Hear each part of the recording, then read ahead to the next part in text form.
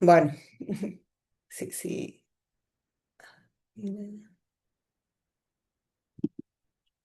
Bien, bueno, buenas tardes. Esta es la cuarta y última clase del curso breve, El adolescente actual, nuevos síntomas. Nuevamente pido disculpas porque esta clase, seguramente de manera sincrónica para muchos, para muchas, pues son todas mujeres las participantes, les sea difícil conectarse de manera en vivo porque no estaba previsto terminar la semana pasada, pero bueno, por inconvenientes técnicos no pude realizarle en ese momento. Bien, entonces como les decía, vamos hoy a concluir con el curso. Vamos a ver un caso clínico que fue enviado por mail. Si no abrieron el mail y después lo quieren leer, está enviado. También está dentro del libro El adolescente actual, Nociones clínicas. El caso se llama El corte como estigma en el cuerpo y varía las páginas según la impresión del libro, por eso no digo la página.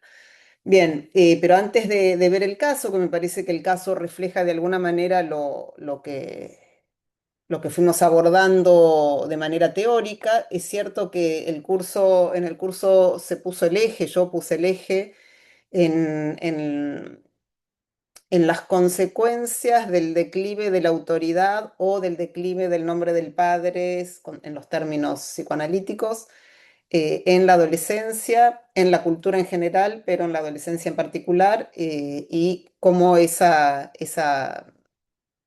factor de la cultura, de la sociedad, de la familia, repercute en las subjetividades y cómo para el adolescente es crítico, es tan complejo quizás como para otras instancias, no solo de la vida individual, sino incluso institucional, social.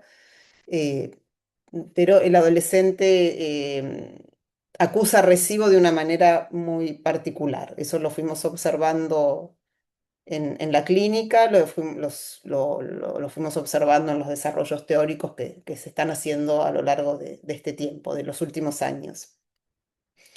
¿Por qué para el adolescente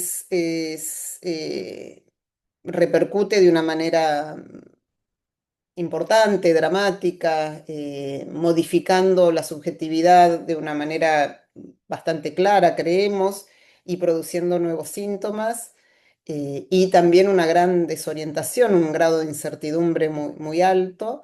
Creemos que por dos motivos. Por un lado, como veíamos en la primer clase, porque en el adolescente, tal como lo piensa desde el psicoanálisis, lo pensó Freud, se lo siguió pensando durante cierto tiempo de esta manera, y también se lo sigue pensando, por supuesto, de esta manera.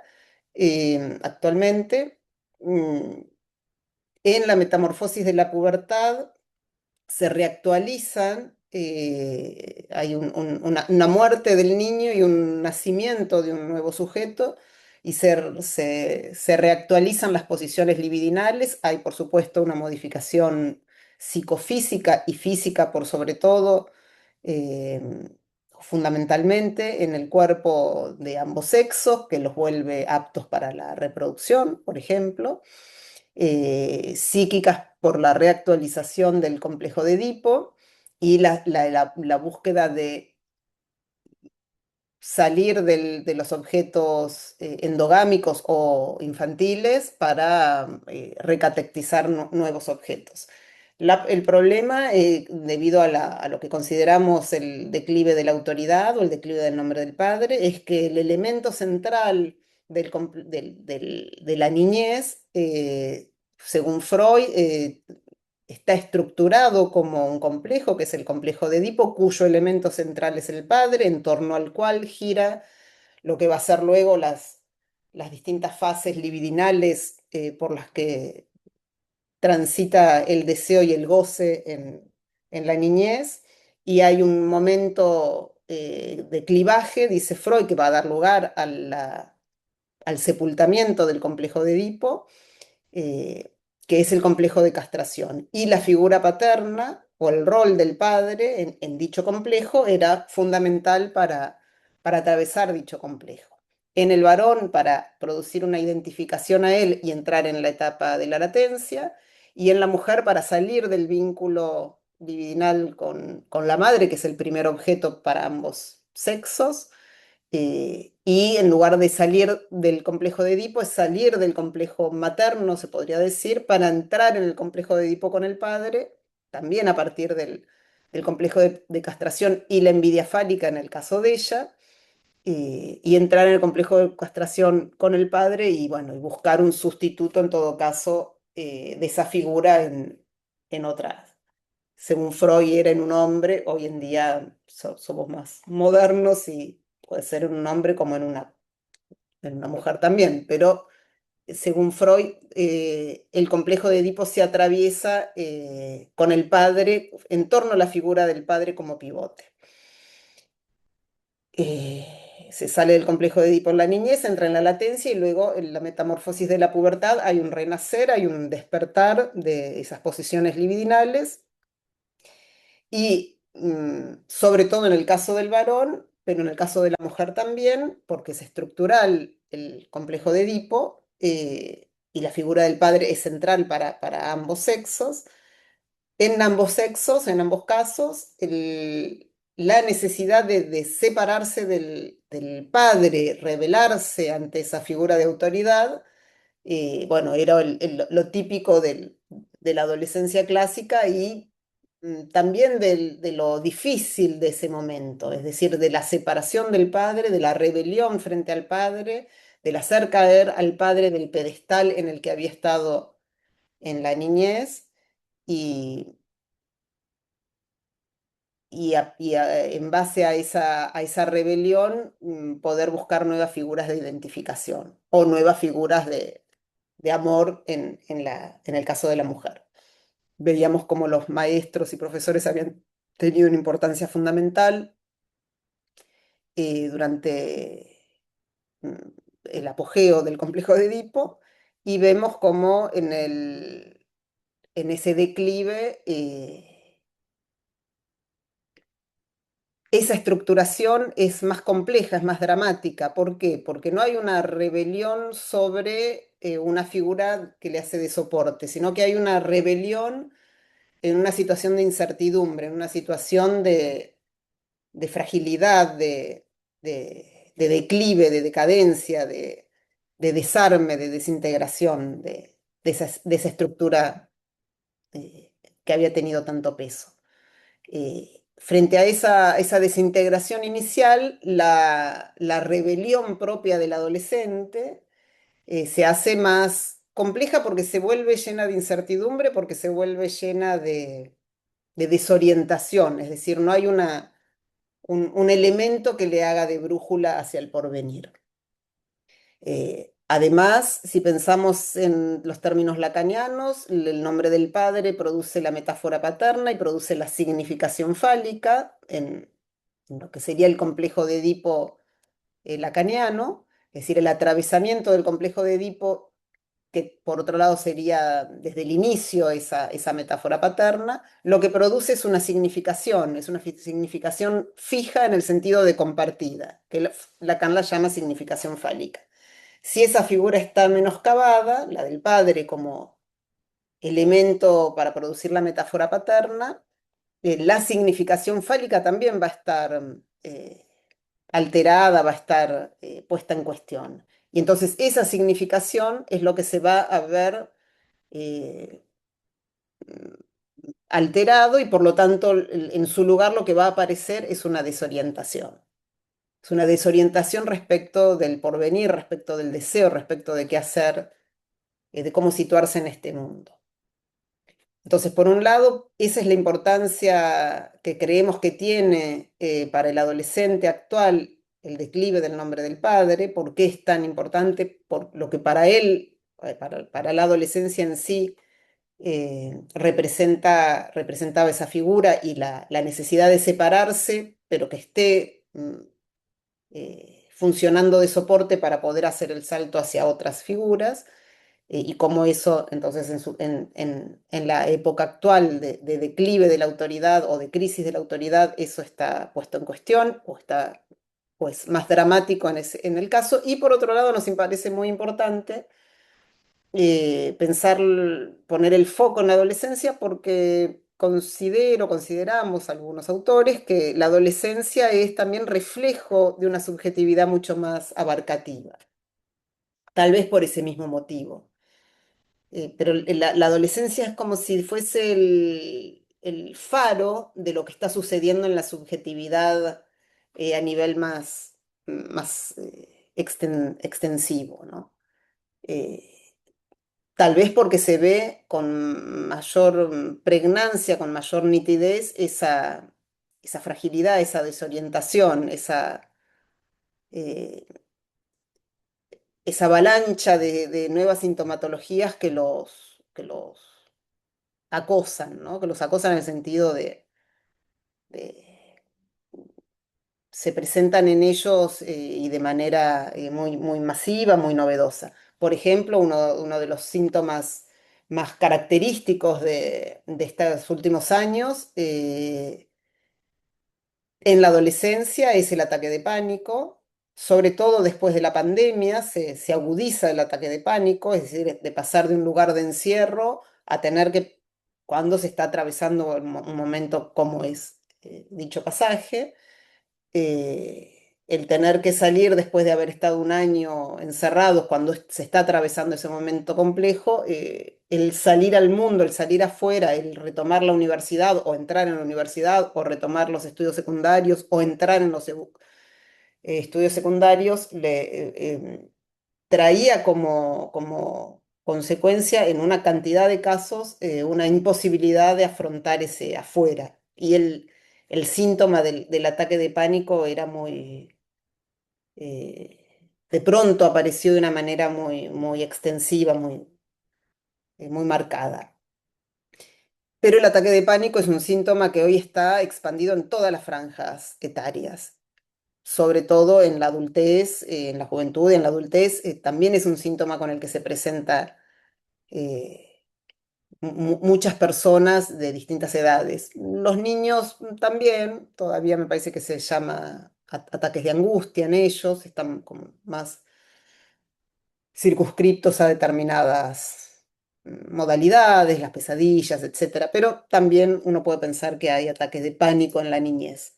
Eh, bueno, ese es un síntoma muy, muy típico de la adolescencia. El bullying nace, habíamos visto que nace se lo estudia como fenómeno de patología que se produce en las escuelas. Hoy en día el acoso, como veíamos la vez pasada, el acoso al otro, el acoso masivo hacia una persona por las características que sean, es un rasgo de época que ya abarca también a edades más avanzadas y más aniñadas que la adolescencia, pero la adolescencia y la juventud sigue siendo el foco de mayor concentración de ese tipo de comportamientos que sobre todo se generan, como veíamos la vez pasada, en Internet. Y Internet al mismo tiempo colaboró y fue resultado, es decir, está en estrecha vinculación con la crisis de autoridad, eh, mm, alimentando ese declive, alimenta el mundo digital ese declive y no sabemos qué formas va a tomar en el porvenir dicho declive, porque lo vemos, por ejemplo, a nivel de la política, que produce crisis, pero al mismo tiempo produce nuevos representantes de autoridad con características muy distintas, entre otras, mm, presentarse como candidatos y ganar elecciones de gobierno, figuras que reproducen y replican ese comportamiento adolescente. Es decir, de gran virulencia, de expresiones violentas, bueno, de un gran acoso a figuras diferentes, a figuras que son, se las considera que hay que ir contra ellas, por ejemplo, determinadas grupos que pueden ser las mujeres, que pueden ser los inmigrantes, que pueden ser distintas razas o religiones, etcétera. Eh, pero todo ese mundo se ha visto favorecido por un tipo de comunicación que veíamos la vez pasada, es en red y fue surgiendo y reproduciéndose y masificándose en una población por sobre todo adolescente y juvenil. Entonces me parece que así como veíamos la vez pasada, que un aspecto que es el auge de las tecnologías y sus consecuencias en la subjetividad, y que creo que es el tema que hay que indagar, el tema de la incidencia de ahora en más, los profesionales, porque va a ser una de las, no sé si causas, pero sí variables puestas en juego para pensar las transformaciones subjetivas, los nuevos síntomas, las nuevas maneras de conformarse el mundo en sus distintas facetas. Hay que poner el foco en ese aspecto. Pero ese aspecto, el del auge de las tecnologías, va de la mano o es inversamente proporcional su instalación a un declive de la autoridad que va siendo cada vez más afectada, ¿no?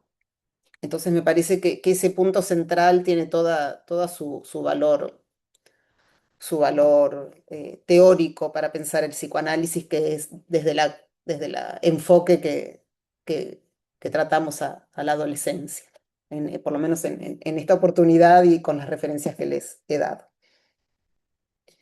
Bien, entonces, hoy vamos a ver un caso. Hay una sola persona en vivo, así que no sé si vamos a poder conversar, pero por ahí un poco. Pero yo se los voy a leer, tal vez no a todos les haya llegado por mail y no los hayan leído o no tengan la oportunidad de leerlo, así que lo van a tener contado por mí y bueno, y analizado. Vamos a trabajarlo, que del caso que es muy corto y es muy comprimido y tiene algunas referencias teóricas, nos ejemplifican respecto de esta temática eh, que recién les introduje y que fue la temática del curso. Bueno, el caso se llama el corte como estigma en el cuerpo. Me parece que la palabra estigma es fundamental para pensar un significante que puede estar caracterizando un nuevo síntoma y no un síntoma clásico. Bueno, está, les decía, en el libro El adolescente actual, Nociones clínicas, que es de mi autoría y el caso también es un caso que he visto yo hace ya unos años, así que no hay posibilidades de que la persona se reconozca. Bueno, comienzo así. Hay un fenómeno actual al que calificaremos como estigmas del goce, que tiene una fuerte impronta en la adolescencia, es decir, los estigmas del goce tienen una fuerte impronta en la adolescencia. Dicho fenómeno nos conduce a una pregunta: ¿cuáles son las condiciones para que esto suceda? No toda experiencia de goce deja un estigma en el cuerpo. Desde Freud sabemos que una escena traumática puede producir un síntoma en el cuerpo. El síntoma histérico lo demuestra. En su estatuto metafórico, es decir, en su posibilidad de desciframiento, encontramos una experiencia de excitación reprimida que se transporta por el significante produciendo el síntoma. De ahí la idea freudiana de que el síntoma es una satisfacción sustitutiva. Es decir, puede haber una experiencia de goce que produzca un síntoma y puede haber una experiencia de goce que produzca un estigma. La condición de aparición de un estigma en el cuerpo es diferente a la aparición de un síntoma en el cuerpo. Siempre un síntoma psicoanalítico. la condición de aparición de un estigma en el cuerpo es diferente. Es el encuentro con una significación sin historia. Recuerden lo que les decía recién de la significación fálica que se encuentra afectada en el declive del nombre del padre. El síntoma tiene historia y el estigma es ahistórico, es un enigma. El síntoma tiene historia y por lo tanto es una historia que se puede descifrar y el síntoma es ahistórico, perdón, el estigma es ahistórico, es un enigma, con lo cual no es pasible de su desciframiento, queda como enigmático. El síntoma está sometido a las leyes de la metáfora y el estigma, como acontecimiento de cuerpo, está sometido a las leyes de la metonimia, como lo demostraremos a continuación en una secuencia clínica. Es decir, el síntoma está sometido a las leyes de la metáfora porque sabemos que el síntoma es la sustitución de, de un significante por otro significante que está reprimido. Ese significante reprimido es el primero que fue catectizado de goce, se lo reprimió y se produjo en su lugar otro significante eh, bajo la forma que va a tomar la forma de un síntoma, pero que también se lo dice, se lo expresa verbalmente y por eso decimos que es un significante. Bien, entonces sigo. En la experiencia clínica, tanto privada como institucional con adolescentes, hemos observado muchas veces una práctica, cortarse. Los casos de lo que habíamos visto en otra oportunidad del curso, que son los cortes que se pueden llamar cutting o autolesiones, y que son los cortes superficiales que se hacen por sobre todo las mujeres, o que se hacían por sobre todo las mujeres adolescentes, hoy ya está más extendido a ambos sexos. Lo primero que destacaremos es que siempre, esto fue dicho hace unos años, es que siempre han sido jóvenes mujeres las que lo llevan a cabo, hecho que en sí mismo merece una atención especial, es decir, por qué son las mujeres las que se llevan a cabo esa práctica. Otro rasgo general que hemos observado es que en todos los casos ellas indican que el cortarse calma la angustia. Cortarse no encierra ningún misterio, es un remedio, una solución, una solución. El misterio lo encierra un síntoma, es decir, una persona que tiene un síntoma puede ir al analista y decir, y por eso iban tradicionalmente a consultar con un analista, tengo tal manifestación, no la puedo controlar, supera, o tal práctica que no puedo dejar de hacer, como comerme las uñas, por ejemplo, eso me supera y en serio encierra un misterio, es decir, se busca la persona que habla sobre eso, buscaba en el síntoma tradicional o busca en el síntoma tradicional un sentido que está oculto, quiere saber la causa de ese padecimiento. Entonces, otro rasgo general que hemos observado es que en todos los casos ellas indican que el cortarse calma la angustia. Cortarse no encierra ningún misterio, es un remedio, una solución. Y ahora viene el caso, que es muy corto, ¿eh? Un adolescente consulta por sus desavenencias amorosas con su pareja homosexual. Ella consulta por eso, por los conflictos con su pareja homosexual. Junto al consumo de sustancias y una vida sexual que podía pasar de la homosexualidad a la heterosexualidad, el acto de cortarse formaba parte de sus prácticas. Ella se cortaba en los brazos y en las piernas para calmar la angustia, de la cual no podía decir nada. Solamente constataba el hecho y lo testimoniaba. Es decir, ella se presenta, su demanda de tratamiento es a partir del conflicto con su pareja homosexual de ese momento, pero había tenido parejas heterosexuales y luego vuelve a tener también parejas heterosexuales, pero en ese momento era una pareja homosexual. Hablaba también de consumo de sustancias y entre otras cosas de cortarse como una práctica que le permitía calmar la angustia y la angustia muchas veces se generaba en las situaciones con su pareja, pero pero de las razones de esa angustia no podía decir nada, no la vinculaba en absoluto a las peleas con la novia. Se presentaba de esa manera. Sin embargo, además de esa práctica, había una idea que la obsesionaba, el temor a cortarse en la cara. Idea insensata, dice ella, ya que nunca se hizo ningún daño en el rostro, más bien cuidaba su cutis y le prestaba atención a su belleza. Es decir, ella enumera su vida y sus prácticas, y el cortarse estaba dentro de esas prácticas y cortarse para ella era un acto que le calmaba la angustia de la cual no podía decir nada. Pero además de pronto cuenta que hay una idea que la obsesiona, y lo llamativo es la temática de esa idea, y que hable de que eso la obsesiona. Entonces ya tiene otro cariz, ¿no? Hay algo que me obsesiona, y es un temor que es el temor a cortarse la cara, un temor que no realiza de ninguna manera ella. Es una idea bien obsesiva, como son las ideas obsesivas, muchas de ellas, el temor a hacer algo, a realizar algo. Y se impone como temor, no como práctica, como hacer algo, sino como temor a no poder dejar de hacer algo. Y en este caso, el temor obsesivo a cortarse la cara, cosa que nunca hizo, ¿no? A partir de esta idea, la idea obsesiva, que se instala y la atemoriza, surge un recuerdo infantil. Es decir, luego de hablar de esta idea que la atemoriza, que es la de cortarse la cara, en un momento asocia con un recuerdo infantil.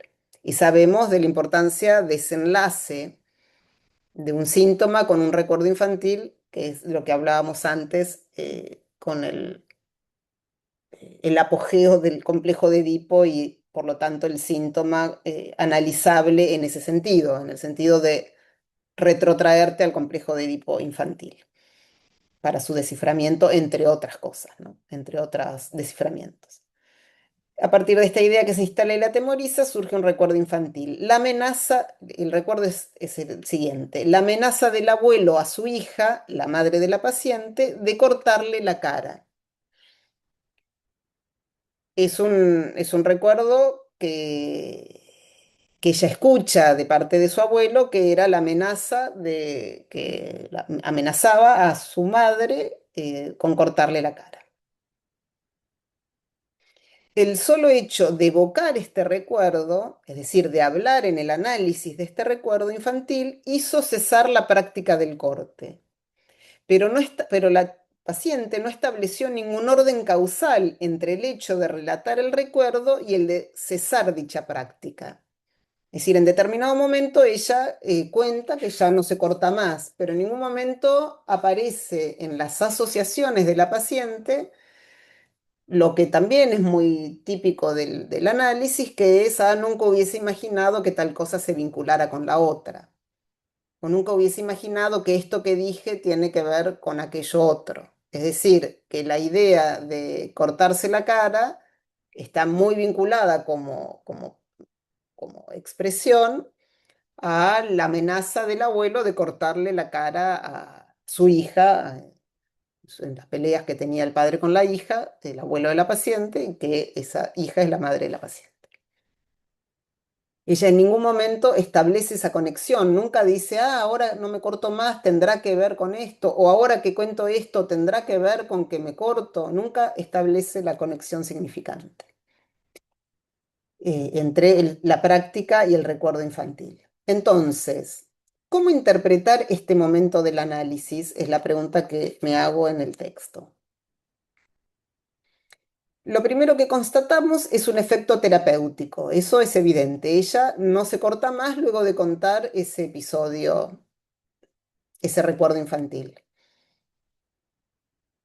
Pero dicho efecto, es decir, dejar de cortarse, no se acompaña de un efecto analítico, ya que ella no establece ningún lazo causal entre el recuerdo evocado y la práctica efectiva, es lo que les decía recién. La segunda constatación que hacemos es que el corte tiene dos facetas: una significante ligada al recuerdo infantil y como solo significante y no como práctica, y una actual como práctica sobre el cuerpo que deja un estigma, es decir, que deja una marca en el cuerpo. Saben que las marcas en el cuerpo son llamadas en la religión estigmas, ¿no? Por ejemplo, la flagelación deja estigmas. Estas dos facetas del corte dibuja una geografía del cuerpo, lo divide en dos. Es decir, uno podría pensar que el cuerpo de esta adolescente está atravesado por el complejo de Edipo tradicional y por el declive del nombre del padre y sus nuevos síntomas. Entonces dibuja una nueva geografía del cuerpo y lo divide en dos. Por un lado está la cara de ella, en su cuerpo, marcada por el significante, por la historia, donde el corte se inscribe como metáfora, es decir, ella no se corta, ella tiene miedo a cortarse, pero ella no se corta, se inscribe como metáfora, como representación. La amenaza del abuelo funciona como un significante que le está dirigido, no porque el abuelo se lo haya dirigido a ella en la vida real, sino porque ella se tomó esa expresión del abuelo y la hizo propia.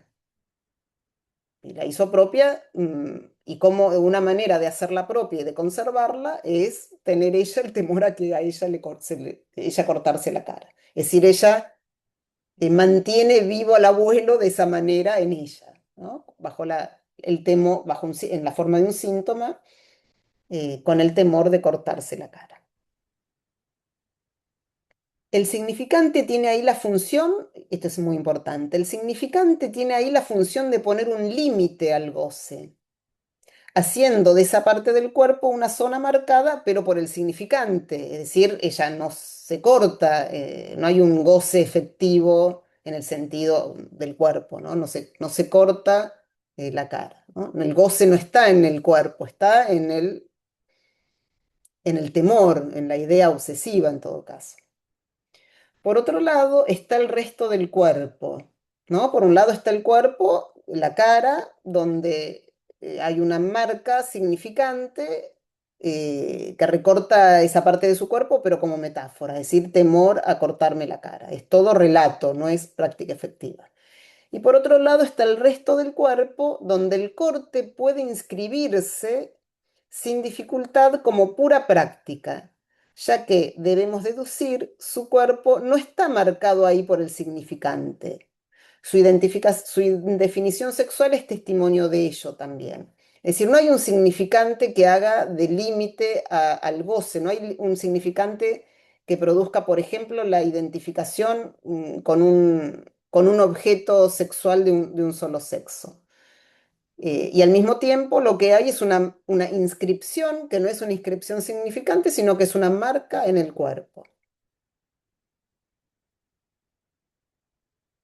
¿Qué nos dice la paciente sobre el corte? Sobre el corte efectivo, que es un remedio que calma la angustia, es decir, que es la solución que ella encuentra para calmar la angustia. Como bien sabemos, la angustia se caracteriza por ser un afecto sin nombre en el cuerpo. Eso dice Lacan. La angustia se trata de un afecto que no tiene nombre, no tiene un significante que lo represente, y por eso esa es su característica fundamental, ¿no? Y por eso esa cualidad que tiene, ¿no? Porque no se puede decir nada de ella. No hay una palabra que la represente. Cuando hay una palabra que la represente, por ejemplo, pasa a ser miedo, pasa a ser temor ante algo, como por ejemplo en la idea de ella. Es temor a cortarse la cara, no es angustia que hay que resolver y que no sabe cómo porque no tiene palabras para decirla.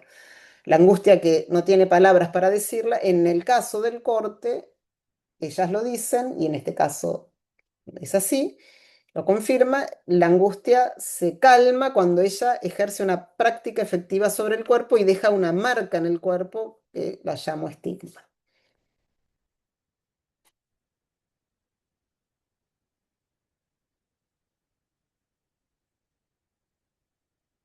Entonces, como bien sabemos, la angustia se caracteriza por ser un afecto sin nombre en el cuerpo. A un afecto sin nombre, ella le opone el corte como inscripción. Es decir, a lo que no tiene nombre, en lugar de darle un nombre, que es una inscripción significante, lo que veíamos que sí sucede con el dicho del abuelo, es una inscripción significante que produce un síntoma y que está en el registro de lo simbólico.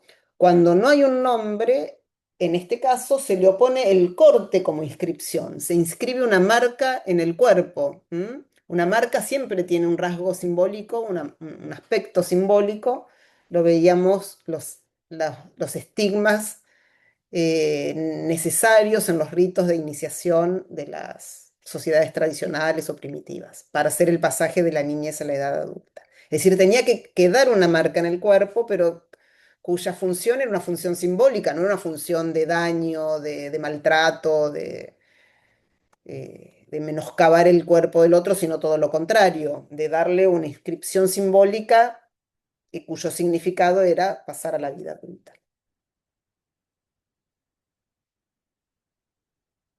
Entonces, concluyo el caso. La fenomenología del corte que hemos presentado pone de relieve dos aspectos de la función del significante. El significante que nombra y el significante vacío de significación. Veíamos, les decía hace un rato, que el significante que nombra es el significante que representa al complejo de Edipo en su apogeo, es decir, que se le da un nombre y que se le da, por ejemplo, el nombre del Edipo, y todo el relato que era el Edipo, según Freud, no te acostarás con tu madre, no reintegrarás tu producto, era lo que le decía la madre el padre a la madre para romper, para separar, producir una separación en el niño de ese lazo libidinal, y por ejemplo, no te lo toques en el complejo de castración. O la niña percibir que no tiene y entonces sentirse que está en falta. Todo eso es un relato, todo eso es una significación, ¿m? Que en los términos de Lacan es la significación fálica. Entonces está el significante que nombra y el significante vacío de significación fálica. El primero, el significante que nombra, reenvía a la función fálica, es decir, a aquello que limita el goce. Es decir, que lo encausa, que lo pone en una estructura, lo aloja en una estructura que es la estructura edípica. El segundo reproduce en acto la falta de dicha significación. La falta de significación fálica es uno de los nombres del declive del significante del nombre del padre. Y el corte es un estigma de dicho declive. Todo estigma tiene dos caras, lo que muestra y lo que se hace presente. Entonces están los dos aspectos de la función significante, en este caso, según como lo leía por lo menos en ese momento, el significante que nombra, es decir, que es un caso que condensa los dos aspectos porque ningún caso es del todo moderno, y hoy en día menos aún es del todo clásico, pero en las nuevas formas del síntoma que podemos observar en la clínica contemporánea, también están mezclados de síntomas y de posiciones más tradicionales. Pero este es un caso que muestra las dos vertientes. Por un lado, el corte efectivo, para poner coto a una angustia que no encuentra un cauce de otra manera. Porque la angustia también sabemos que conlleva el mismo afecto que Freud llama goce, que es una satisfacción, o que es de la misma estofa que la satisfacción inconsciente, que Lacan la llama goce, Freud la llama libido o satisfacción o inconsciente o cantidad, y que necesita encontrar un cauce, una estructura donde contenerse. En el caso del complejo de Edipo y de los síntomas tradicionales, se podía circunscribir, alojar en una representación sustitutiva del complejo de Edipo, de ese goce, esa libido que circulaba entre esos objetos primarios, mm, inscribiéndose siempre frente a experiencia que le deja una marca. Por ejemplo, en el caso de la paciente, tal vez le dio algún tipo de satisfacción escuchar al abuelo decir que, satisfacción en el sentido de un goce que la supera, ¿no? Escuchar al abuelo decir que le iba a cortar la cara a la madre. Y eso se reprime porque es intolerable para la conciencia y cuando lo que Freud llamaba el retorno de lo reprimido, retorna muchas veces bajo la forma de un síntoma. En el caso de ella, el temor a cortarse la cara. Y digo que puede haber una satisfacción, tal vez ustedes recuerdan el fantasma paradigmático de Freud que le permite conceptualizar la estructura del fantasma, no de las fantasías primordiales, sino del fantasma de alguien. El fantasma por antonomasia se llama pegan un niño. ¿M? Y Freud hace todo el trabajo respecto de la satisfacción que produce esa representación en el sujeto. Pero esa representación y sirve también como comparación o para pensar este caso, o la lectura de este caso. Si pensamos en el fantasma pegan a un niño, es como lo estudia Freud. Él dice que es una satisfacción que tienen determinadas personas respecto de esa representación, de esa imagen que se arman en la cabeza, que imaginan, que se pega un niño. Y él la diferencia de la observación en la realidad. Él dice que esas personas, si observan cómo se castiga a un niño en la realidad, les produce horror, les produce rechazo, condenan esa práctica. Es una fantasía, es una representación. Y al mismo tiempo tiene la particularidad de que contarlas le produce una gran violencia. Contar esa fantasía, que tienen esa fantasía, les produce una gran violencia, no la pueden expresar con facilidad, tardan mucho tiempo en confesarla. ¿Por qué? Porque está en desacuerdo con su moral, con sus valores. Piensan que está mal tener esa fantasía. ¿M? Pero no es más que una fantasía y esa fantasía, si se la analiza, libera a la persona de muchos malestares que tiene. Pero hay que poder contarla.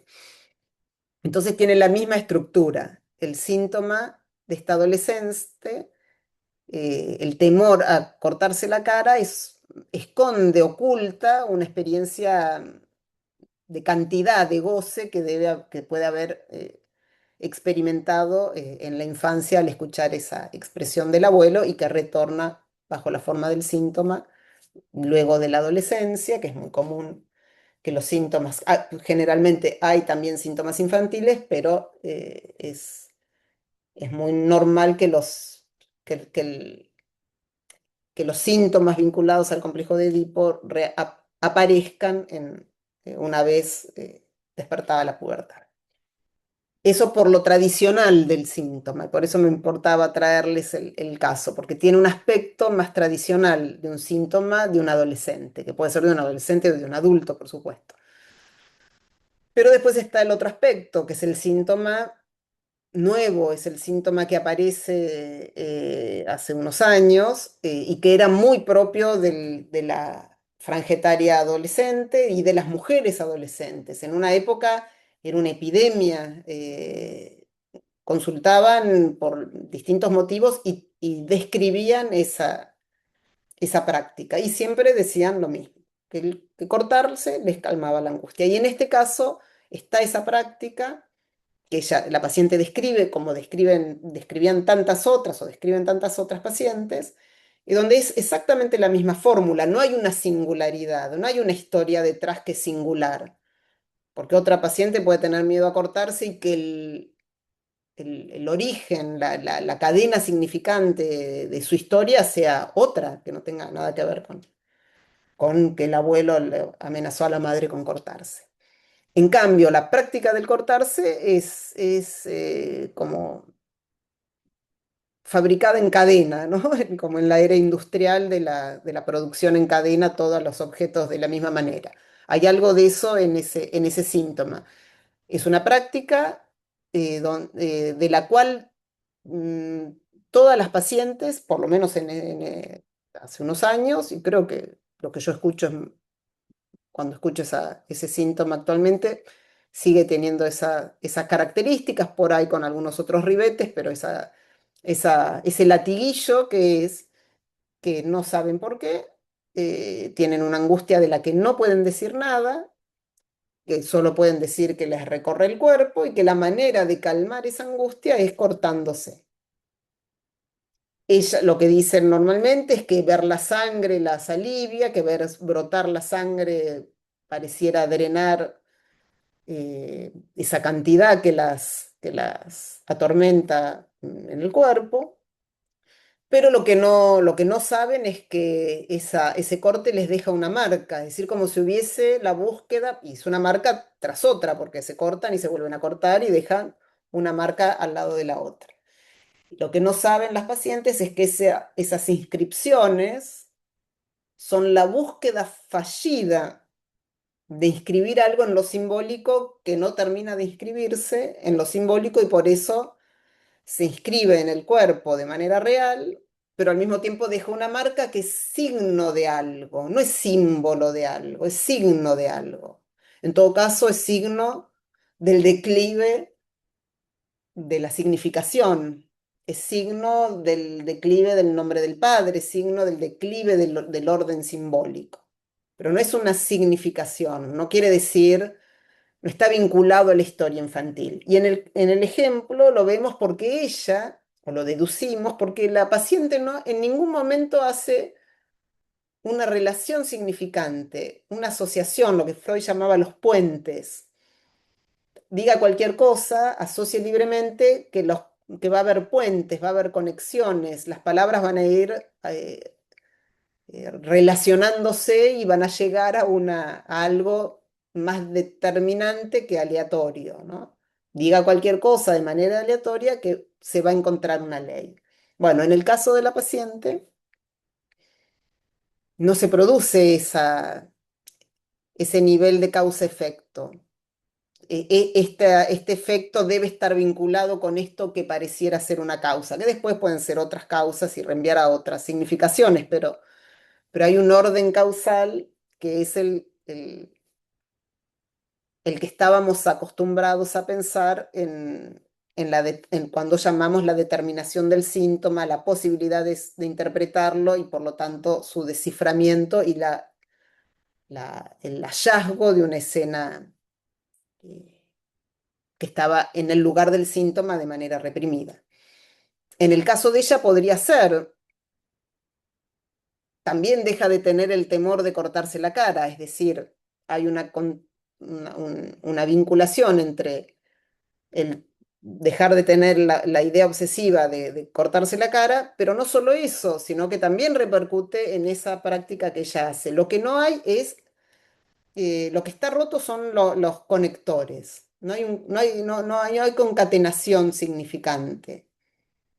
Y eso nos parece el índice, el signo de que es un nuevo síntoma, que habla de la falta de significación fálica, no porque sea psicótica la paciente, pero sí una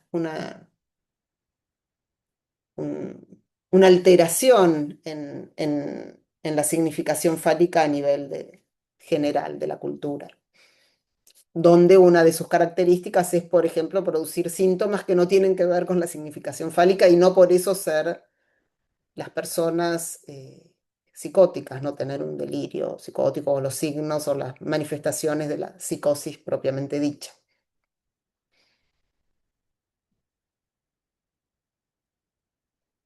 Bueno, hablé un montón sin parar. Por ahí la persona que está en vivo, Matilde, ¿querés hacer alguna pregunta o conversar, aprovechar y conversar algo respecto de este material o de...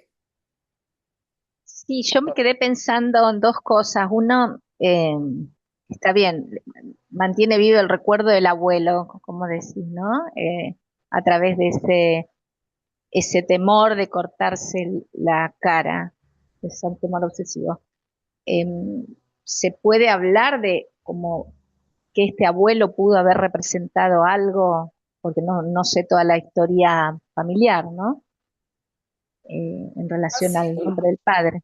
sí, claro, claro. Y sí, porque el padre tiene, está bien la pregunta, el padre tiene el lado del amor, es el padre del amor, pero también es el padre de la ley, ¿no? Es el padre, también es el padre del goce. Freud hablaba del padre del tótem y tabú, que bueno, que hay que matarlo para que quede en su inscripción simbólica y pase a ser el padre del amor. Pero el padre tiene esas versiones, ¿no? El padre del amor, el padre del deseo, el padre de la ley, y en el ejemplo bien puede, es un padre que está enojado, ¿no? O que está enojado, que,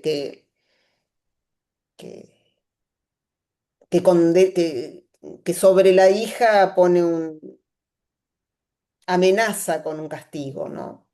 En el ejemplo de, por ejemplo, del fantasma pega en un niño, el carozo del fantasma, la parte inconsciente, la que nunca se recuerda y que hay que construir en el análisis, es la idea de que mediante el castigo al propio sujeto, es decir, que el padre le pegue al sujeto como fantasía, ¿no? En ese castigo habría una manifestación de su amor, porque la libido retrocede dice Freud, ¿no? A la fase fálica sádico-anal, entonces, perdón, a la sádico-anal, y entonces, tomada por por el lado sádico-anal, el castigo es signo de amor. Y bueno, y después, por supuesto, eso en la fase fálica, eso es vivido con culpa, y entonces más que signo de amor es signo de castigo, etcétera. Hay todas esas niveles, pero está bien, me parece la pregunta, porque podría ser bien un representante del nombre del padre. El problema es que tenemos lo otro, porque si no tuviésemos la práctica del corte y todos los otros signos, ese paso de la homosexualidad a la heterosexualidad, un poco sin solución de continuidad en ella, muestra algo que no, si tuviese solamente el síntoma del temor a cortarse, sería un caso clásico. Pero está eso, es decir, hay como una versión del padre, pero al mismo tiempo está lo otro que indica algo también, ¿no? Y bueno, lo construimos conceptualmente así. Puede ser que nos equivoquemos y que el fundamento sea otro, pero bueno, desde el psicoanálisis, eh, es una fundamentación que damos. Sí, yo me acuerdo de un caso en el que, que alguien lo había leído una vez, eh, que pasó dejó de hacerse cortes en el cuerpo y pasó a tatuarse cada vez más, ¿no? No sé si tiene la misma relación este corte en el cuerpo, que es una marca también, con los tatuajes y que hoy en día cada vez va tapando más el cuerpo real, ¿no? Sí, y sí. El tatuaje lo que disimula, para pensarlo, pero que me parece que sí está en la misma línea, es que parece una moda, es una moda, no parece, es una moda. eh, el corte tiene algo de patológico en sí mismo, ¿no? Porque es cortarse. En cambio, el tatuaje es una moda, les queda bien, les gusta. Es cierto que siempre, ¿no? Hay que hacer uno más. Podría estar indicando, y sí, por qué de pronto, no es nuevo el tatuaje en las tribus primitivas, ¿no? En Nueva Zelanda uno ve, ¿no? El tatuaje forma parte de la cultura, ¿no? Pero en la cultura occidental del siglo XX, fines del siglo XX y XXI, es cierto que vuelve ese tatuaje como signo de algo que no parece ser lo mismo, ¿no? No los une el tatuaje en una comunidad con el mismo símbolo, como el tatuaje en su función anterior. Más bien es el tatuaje, cada uno se tatúa lo que le gusta, y es cierto que también está en la... Porque hay que pensar que todo se relaciona con todo, como dice el dicho.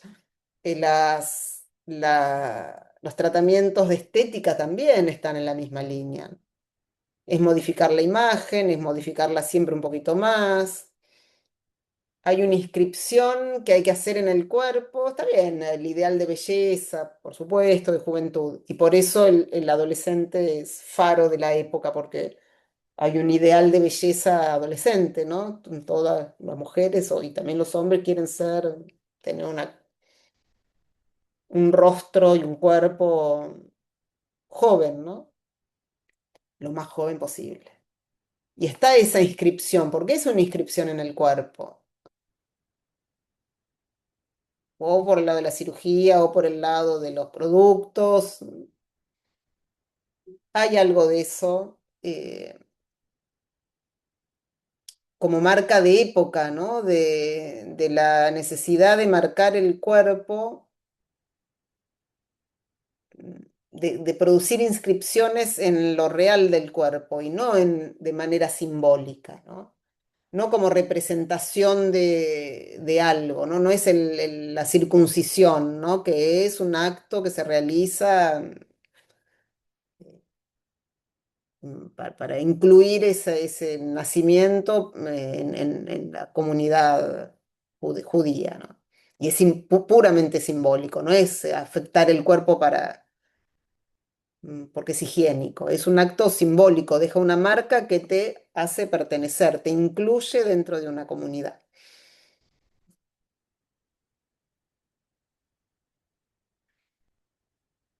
Entonces creo que tiene su interés pensar en las distintas inscripciones, no digo porque todo tenga que interpretarse de la misma manera y que todos tengan el mismo nivel de signo de qué, de falta de inscripción de qué, de falta de inscripción simbólica de qué. Me parece que el corte, como síntoma, el corte, la autolesión, es indicativo de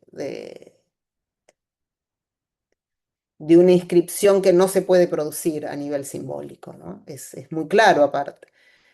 Y después todos los otros, los tatuajes, los piercing, están dentro eh, son prácticas que son contemporáneas a esto que estudiamos, a esta idea que tenemos de declive simbólico. ¿Por qué? ¿Por qué no? Pareciera que la respuesta a ese declive es mayores intervenciones en el cuerpo, además de que la ciencia lo permite, ¿no? Y la ciencia que lo permite y el desarrollo científico que lo permite también eh, hace desintegrar la autoridad, porque la autoridad es puro simbólico. La autoridad como tal es simbólico puro. No hay un superhombre, hay alguien que tiene que ponerse la peluca, el manto, el cetro, la corona, ¿no? Para que se la considere un rey, ¿no? Los rangos militares tienen que llevarla, todas las condecoraciones, porque no es natural, ¿no? No hay alguien que tiene esa capacidad de por sí. La autoridad no la tiene por naturaleza, pero para que se suponga que la tiene por naturaleza, tiene que estar revestida de un gran poder simbólico, ¿no? De una gran fuerza simbólica. Y eso es lo que está en decadencia, ¿no? Hoy los monarcas, los reyes se avivan y entonces se visten como todos, porque saben que estarían desfasados si estuviesen vestidos, estarían desfasados de la época si estuviesen vestidos con los oropeles simbólicos que les otorgan autoridad. Como saben que la autoridad está en crisis, entonces para mantener la autoridad a nivel de la función, es decir, que siga existiendo la monarquía, se emparejan con con el resto de la sociedad, ¿no? Para que no sea tan contrastante, pues dirían, ah, qué ridículo, y uno se reiría y tal vez los derrocaría fácilmente. Pero es para pensar, ¿no? Pero al mismo tiempo también hay intentos de vuelta, de retorno, los hay en la cultura, de intentos de retorno a una autoridad sólida y más bien toma la forma de, como eso ya está en picada, para retornar toma las formas más extremas, más violentas, ¿no? La manera de retornar, no retornan como el padre del deseo y de la ley, ¿no? O el maestro, o el profesor, o el intelectual, o el político, o el científico. Retorna con figuras extremas, autoritarias, con autoritarismos religiosos, fanatismos religiosos, pero es un retorno al padre, ¿no? Un retorno, una búsqueda de un retorno al padre de la manera más feroz, ¿no? Como siempre son los retornos, ¿no? Cuando algo está en peligro de desaparecer, sus defensas, las maneras de reaccionar siempre son violentas, ¿no? Y extremas, ¿no? Y eso me parece que eso se ve también, es decir, una búsqueda de retorno a, a una figura de autoridad, pero autoritaria, ¿no? Y lo veíamos la vez pasada con estas manifestaciones de lo que se llama la derecha alternativa en Internet, ¿no? Que es una extrema derecha, que es muy desenfadada, que rompe todos los cánones para expresarse, está llena de humor, está llena de violencia, está llena de- de- de manifestaciones disruptivas, pero lo que después pregonan como idea del mundo que buscan instalar es un mundo autoritario, donde el hombre vuelva a ser el jefe de familia, la mujer quede relegada al hogar, se defiende la supremacía blanca, se está contra todas las eh, razas que no sean la blanca occidental, las distintas razas y religiones. Se se está en contra de todos los valores más democráticos, ¿no? En contra de la inmigración, etcétera.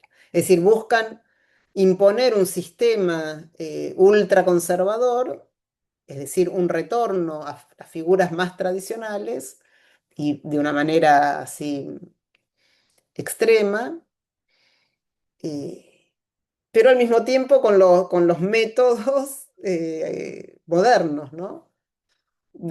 Utilizando las redes sociales, utilizando la tecnología digital y expresándose de una manera juvenil, ¿no? Desenfadada, etcétera.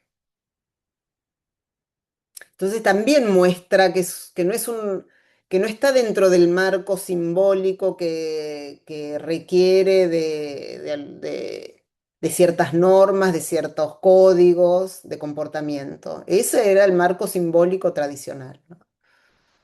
Donde la información más bien se oculta, donde se baja una información eh, preestablecida. Acá se dice cualquier cosa, se deschaba todo, se deschaba a todos aparte.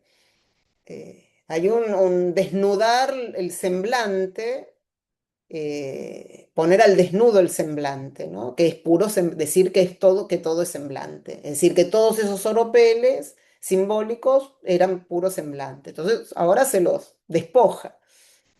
¿Para qué? Para introducir un orden mucho más de hierro que, que el tradicional, ¿no? Son los movimientos de la cultura, ¿no? Los síntomas que va a producir, que se van a producir si hay en el retorno a estas formas más autoritarias, hay que ver, ¿no? Hay que ver cuáles son. Está bueno estudiarlos. Uno creo que es esta violencia desenmarcada, ¿no?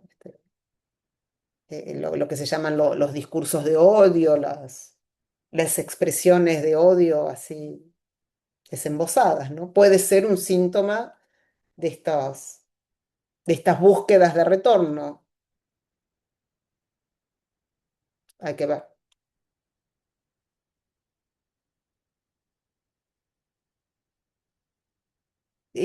Pero me parece que creo que hay un campo que es el de la adolescencia. A mí particularmente me interesa para seguir investigando y seguramente, bueno, ofreceré otros cursos. Creo que así como durante unos años trabajábamos nuevas formas del síntoma que estaban en disonancia con la forma tradicional del síntoma en psicoanálisis, a mí me parece que ahora el poder entrecruzar la tecnociencia y sobre todo la tecnología digital y todo lo que ella produce en la sociedad, y la idea de que está produciendo una nueva subjetividad, a mí me parece que es de gran interés para investigar. Es decir, cómo incide la tecnología digital en la subjetividad actual y sobre todo en la juventud, ¿no? Sobre todo en la juventud. De hecho, bueno, en la niñez ya se están legislando, se empieza a legislar en algunos países y creo que acá, no sé si quieren hacer algo parecido, siempre es más difícil, la prohibición del uso de celulares en los niños, no del uso de celulares en la escuela, sino del uso de celulares, es decir, quieren legislar, poner un coto a la utilización al acceso a las tecnologías digitales por parte de los niños, ¿no? Porque se sabe que se están configurando nuevas maneras del ser, ¿no? Con todas las características que tiene el mundo digital, ¿no? Que no es la característica del mundo industrial, que es eh, que produjo el adolescente como franja etaria, ¿no? Ahora se está entrando en otro mundo, en una nueva era, ¿no? Entonces las subjetividades va a ser otra, y por algo los adolescentes los púberes entran más rápido, se desarrollan más rápido. Las mujeres se desarrollan ahora antes de los 10 años, 10, 9, 10 años. Hace 40 años era a los 12, 13 años, 14. Hay un estímulo, seguramente. Están estimulados de una manera completamente nueva, ¿no? Eh, Y al mismo tiempo las mujeres tienen hijos cada vez más tarde o no tienen hijos. Bueno, se está reconfigurando absolutamente el- hay una geopolítica, hay una demografía totalmente novedosa sobre la que hay que estudiar, ¿no? Y creo que los adolescentes son una fuente interesante de estudio, ¿no? Siguen siendo una fuente interesante de estudio.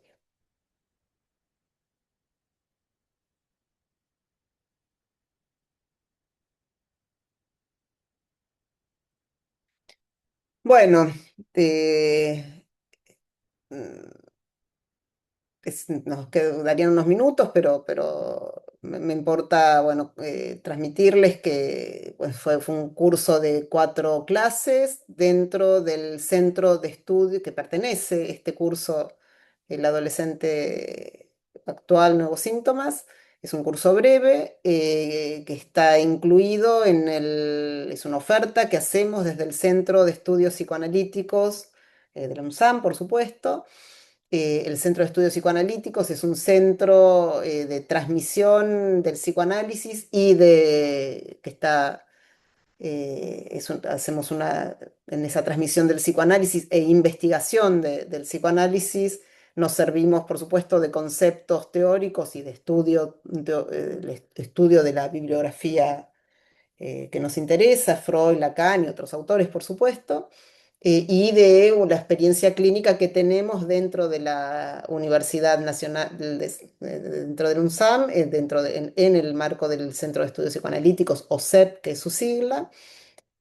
Así que hay allí un estudio, un entrecruzamiento de un estudio teórico clínico que hacemos constantemente desde hace 15 años, pero aparte el CEP tiene tiene otras ofertas. Ofrecemos materias de grado a las carreras humanísticas, hacia las carreras de psicopedagogía, son materias optativas que ofrecemos, ¿no? Psicopedagogía, historia, educación, letras, etcétera. Tenemos una diplomatura de estudios avanzados en psicoanálisis, tenemos una especialización en teoría y práctica psicoanalítica, tenemos una colección de libros que lleva ya 33 libros publicados, dentro de los cuales está El adolescente actual.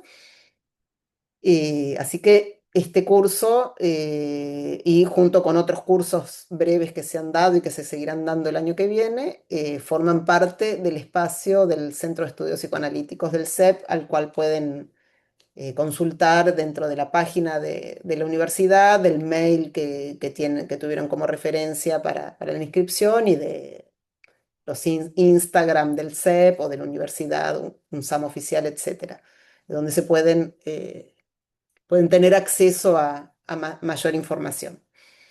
Así que bueno, yo por mi parte les agradezco que se hayan inscrito en este curso de 4 encuentros. Eh, Espero que les haya sido de utilidad. Son clases que se pueden ver de manera sincrónica, que seguramente todos la ven de manera sincrónica, o la gran mayoría a lo largo de estos 4 encuentros. Y seguramente les llegará algún ofrecimiento por mi parte de un curso que yo voy a dar el año que viene. Veremos la temática y otros colegas del Centro de Estudios Psicoanalíticos que también van a hacer sus distintas ofertas, así que estén atentos. Bueno, les agradezco mucho haber participado de este curso y nos vemos pronto en otra oportunidad. Gracias, muchas Gracias, gracias. Matilde, por estar presente y bueno, y seguimos en contacto. También hay jornadas siempre para la época de fin de año, las jornadas anuales del CEP, las jornadas del equipo de adolescentes del CEP. Pueden estar atentos a esa información para 2026. Hasta pronto y bueno, y nos estamos viendo. Felices fiestas y buen comienzo del año 2026 para todos. Hasta pronto. Gracias. Felices fiestas. Chao. Gracias, Matilde, hasta pronto.